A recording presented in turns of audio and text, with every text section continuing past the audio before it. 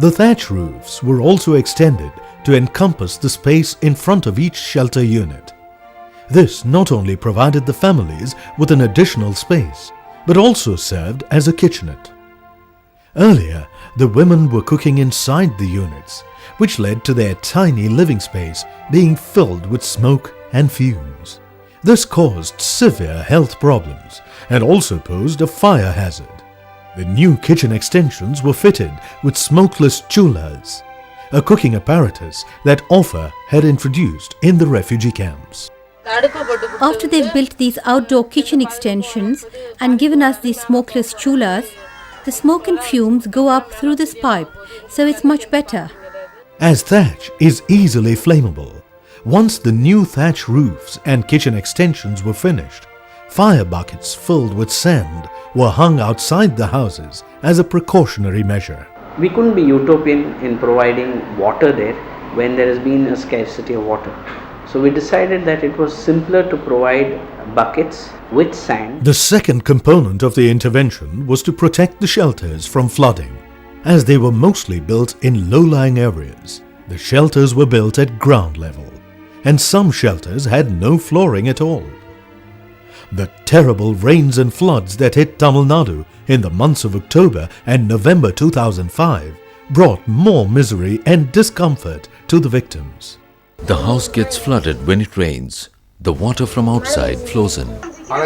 Just outside the door, there is stagnant water, slush, and a putrid stench everywhere.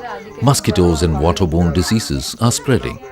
The flooring is all crumbling and badly in need of repair.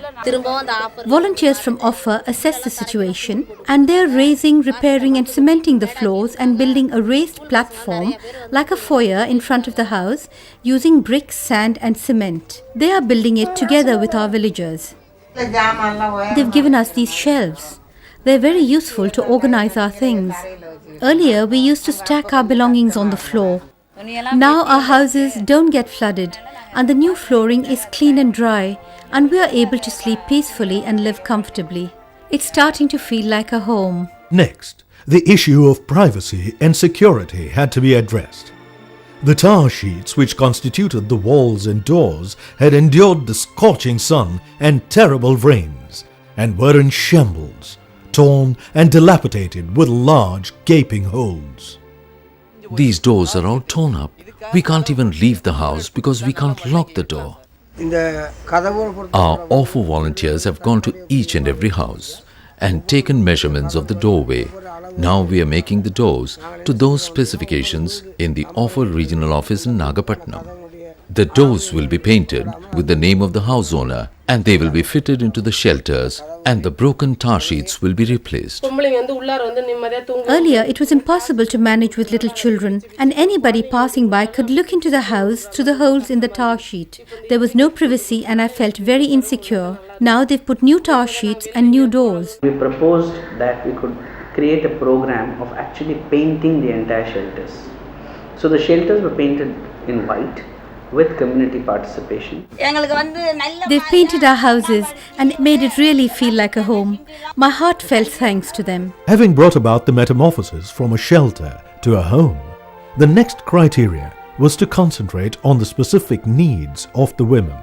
The women were provided with bamboo screens which they could place within the shelters to carve out their own space within an otherwise single room.